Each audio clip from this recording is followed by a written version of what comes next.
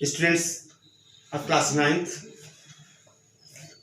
today we will discuss about some important facts of the village Palampur. बच्चों, पहली चीज कि पहला जो बताया गया है कि पालमपुर में जो कल्टीवेटेड लैंड एरिया है वो फिक्स्ड है। तो इसके लिए हमने पॉइंट नंबर 3 लिखा, कल्टीवेटेड लैंड इन पालमपुर। और उसमें हमने बताया कि because of the farming is the main production activity in Palampur, land area under cultivation is practically fixed. और 1960 के बाद कोई भी लैंड एरिया जो कल्टीवेटेड लैंड एरिया है उस पर एक्सपेंशन नहीं हो पाया, नहीं किया गया है। उस समय कुछ वेस्टलैंड था। वेस्टलैंड का मतलब जैसे बंजर भूमि हो, उसको कन्वर्ट किया गया था कल्टीवेटेड लैंड में। दूसरी बात जो हम चर्चा करेंगे पालमपुर के बारे में कि वहां के जो फार्मर्स हैं वो उसी सीमित लैंड पे कई तरह की फसल उगाते हैं। Growing up more crops on the same land by the farmers in Palampur, ये भी एक फैक्ट आपको जानना चाहिए, क्योंकि वहाँ के जो किसान हैं वो जब खरीफ का सीजन आता है, रेनी सीजन, तो उस समय वो ज्वार और बाजरा की खेती करते हैं। इसके बाद फिर अक्टूबर और दिसंबर के बीच में वो पोटैटोज का खेती कर लेते हैं। विंटर सीजन जब शुरू होता है रबी की फसल में, तो उस समय वो गेहूं का प्रोडक्शन करते हैं और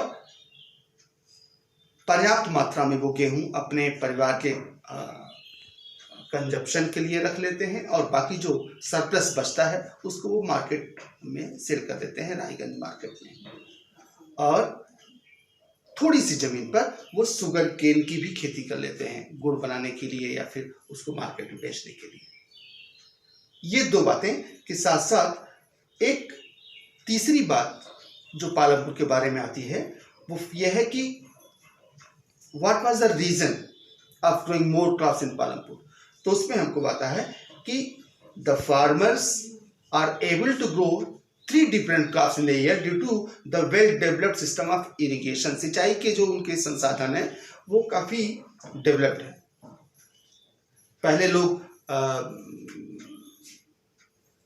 ट्रेडिशनल मेथड अपनाते थे इरिगेशन के, लेकिन अब जो है वहाँ पे इलेक्ट्रिसिटी हो गई है, तो वहाँ पे जो इलेक्ट्रिक रन ट्यूबवेल्स होते हैं उससे वो ज़्यादा ज़मीन पर सिंचाई कर पाते हैं और सिंचाई की पर्याप्त व्यवस्था होने की वजह से वो कई तरह की फसल उगा पाते हैं। क्यों? क्योंकि लिखते हैं कि after few tubewells installed by the government, farmers started setting up private tube wells.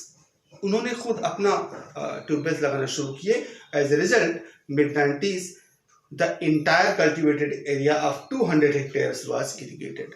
जो टोटल एरिया कल्टीवेटेड एरिया थी वहाँ पे इरिगेशन की अच्छी व्यवस्था हो गई, इसलिए वहाँ के फार्मर्स ज़्यादा से ज़्यादा फसल उगा पाते हैं। ये 3 बातें आज हम लोग सीखेंगे और कल के वीडियो में कुछ नए तथ्य।